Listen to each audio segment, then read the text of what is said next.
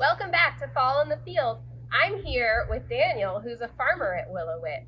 And so we were curious, after the food grows on the farm, where does the food go?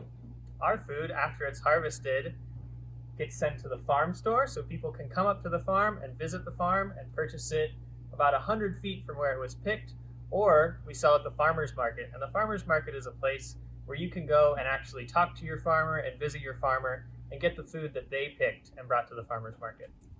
Oh, so the food doesn't go to a grocery store? The food does not go to a grocery store. The difference between a grocery store and a farmer's market is the farmer's market is a smaller place that allows people who have smaller gardens and smaller production to sell their produce. But if you're looking for local produce, you can usually find tags at the grocery store that tell you where it comes from. Cool. Let's go explore the farm store.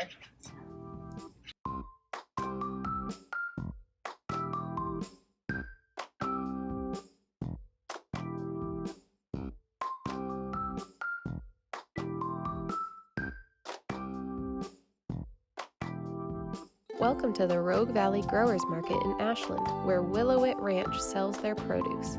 Let's take a look at what they have.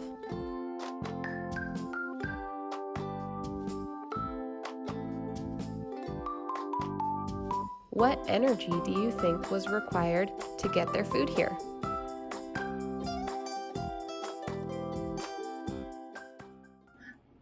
We learned from Daniel about where the food goes after it grows.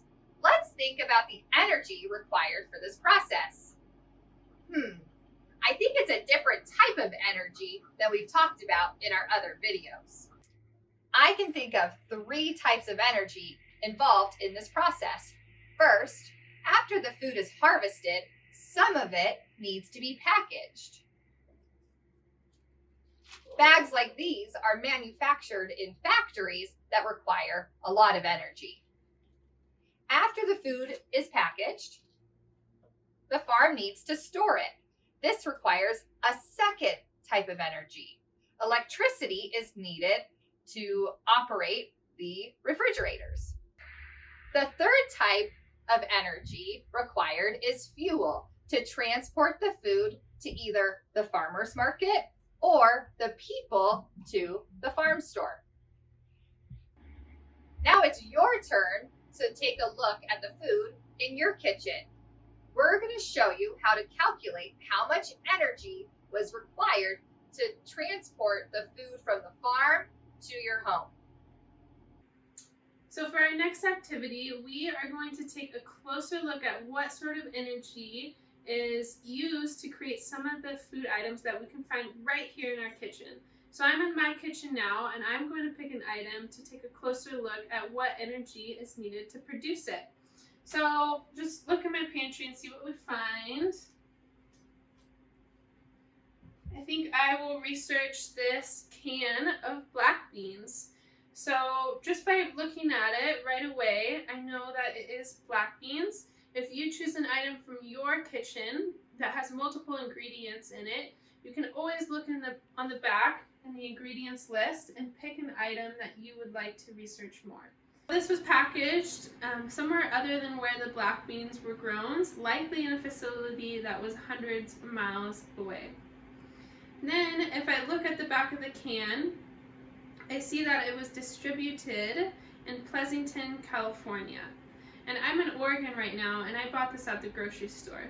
So I know that this can of black beans had to travel many, many miles to get to the grocery store here so that I could purchase it.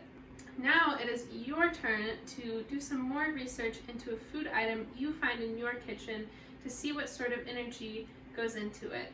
Fill out the worksheet found on the website and compare it to Willow-Witt Ranch to see what sort of different energy is needed to produce it.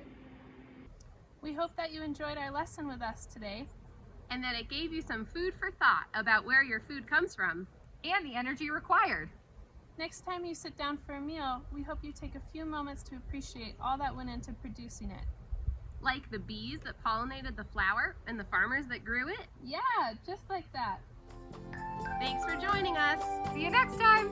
Bye. Bye.